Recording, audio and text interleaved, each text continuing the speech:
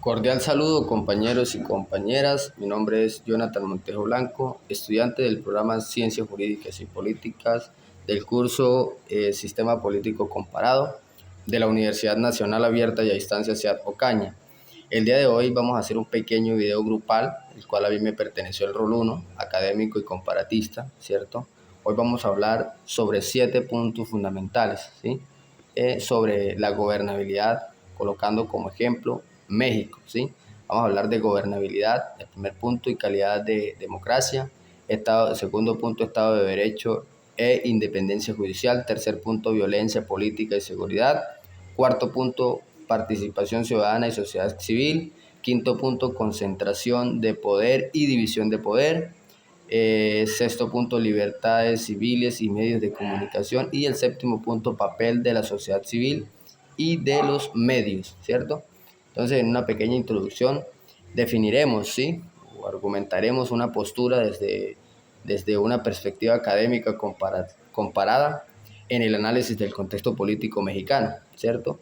Evidencia pues una tensión entre sus estructuras institucionales formales, democráticas y participativas de gobierno que reflejan tendencias iliberales y autoritarias, utilizando un enfoque cualitativo y cuantitativo. Se puede argumentar que México se encuentra, ¿sí?, en un estado de democracia electoral debilitada, ¿cierto?, en riesgo de transitar hacia un régimen híbrido si persiste el debilitamiento de sus instituciones, ¿sí? En un análisis cualitativo y cuantitativo basado en literatura y de datos institucionales, podemos hablar en el punto 1, en gobernabilidad y calidad de democracia, que México presenta un índice de gobernabilidad fragmentado, desde la concentración de poder en el Ejecutivo,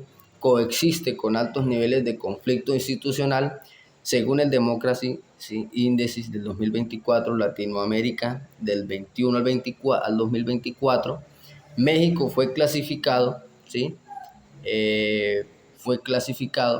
como una democracia defectuosa, con una puntuación baja en cultura política y funcionamiento del gobierno, ¿sí? Esto coincide con el análisis, ¿sí?, quienes identifican como características de backsliding democrático la debilidad institucional acompañada de elecciones comparatistas, ¿cierto? En el segundo punto hablaremos de Estado de Derecho e independencia judicial, ¿sí? Acá podemos decir que la independencia del poder judicial, ¿sí?, ha sido cuestionado por, por, los, por los constantes ataques del Ejecutivo y los intentos de reformar o desacreditar la Suprema Corte de sus decisiones no son favorables al gobierno, ¿sí? México, por ejemplo, ha registrado una caída, ¿sí?, significativa del indicador de independencia judicial en los últimos 5 años, ¿sí? Eso vulnera, pues, el Estado de Derecho, ya que el Ejecutivo ignora los principios de control e institucional que fundamentan, ¿cierto?, que fundamentan una democracia liberal, ¿cierto? En violencia, en el punto 3, violencia política y seguridad, podemos decir también una preocupación que enfrenta México es que uno de los factores más alarmantes, ¿sí?, del contexto mexicano es la violencia política, especialmente en épocas electorales, ¿sí? En elecciones del 2024, por ejemplo, fueron más de 30 candidatos que fueron asesinados, ¿sí? Datos de FREN, ¿sí?, del 2024. Este fenómeno afecta directamente la calidad democrática y la posibilidad de participación, ¿sí?, equitativa, que tanto limita, pues, la competencia política y genera miedo entre la ciudadanía. Esto coloca en riesgo a la democracia de un país, ¿cierto? También en el cuarto punto, participación ciudadana y sociedad civil, pues exponemos, ¿sí?, que México tiene una sociedad civil activa, pero cada vez más limitada en sus capacidades de influencia en el gobierno, ¿sí? Que ha utilizado mecanismos legales y discursivos para restringir el financiamiento y autonomía de organizaciones no gubernamentales, así como para deslegitimar, ¿sí? A los medios críticos, a los que frecuentemente, a causa de estar al servicio de las élites, ¿sí? Subraya que, que esta lógica polarizadora es típica del populismo liberal, de donde se considera que solo el líder representa la voluntad del pueblo, ¿sí? También en el quinto punto, concentración de poder y división de poderes, podemos también argumentar que aunque el sistema presidencial mexicano establece una división de poder formal, la concentración del poder en el Ejecutivo ha aumentado, sobre todo cuando Morena controló en el Congreso, ¿sí?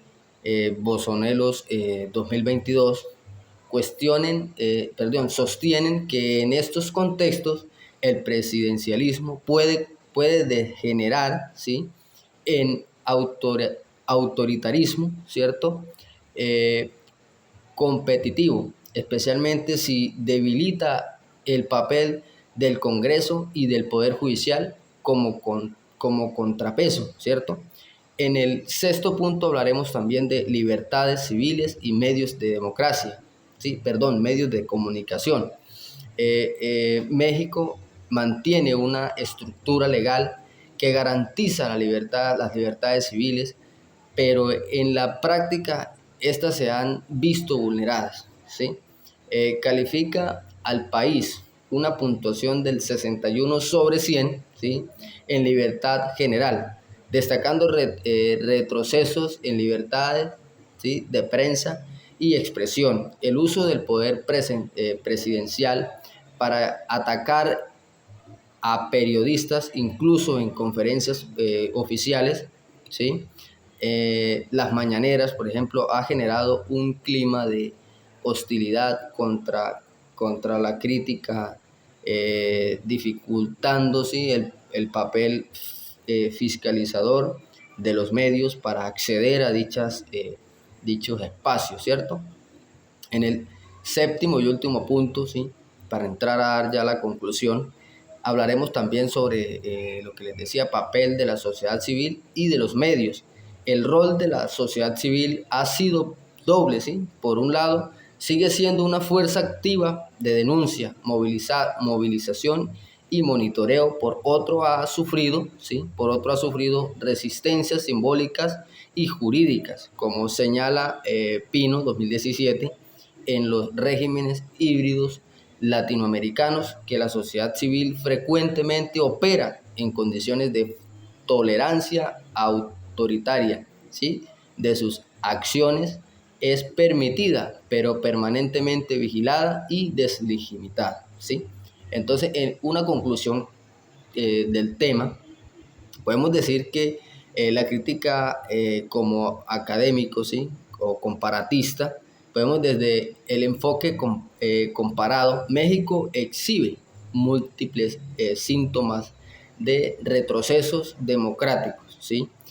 Dentro de un contexto regional marcado por la inestabilidad institucional y el auge del populismo, ¿cierto? Entonces, los datos cuantitativos, ¿sí?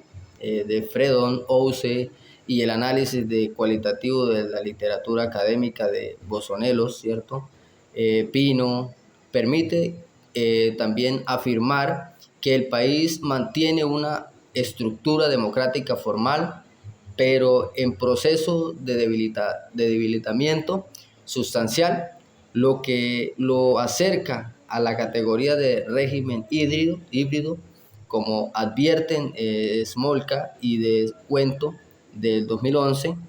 El análisis comparado permite identificar, sí, patrones estructurales, ¿cierto? Estructurales más allá del caso nacional. En el sentido mexicano, ¿sí? No existe concepción, sino parte de una tendencia regional de demanda, fortalecimiento de la cultura democrática, del respeto institucional y la rendición de cuentas. Muchas gracias.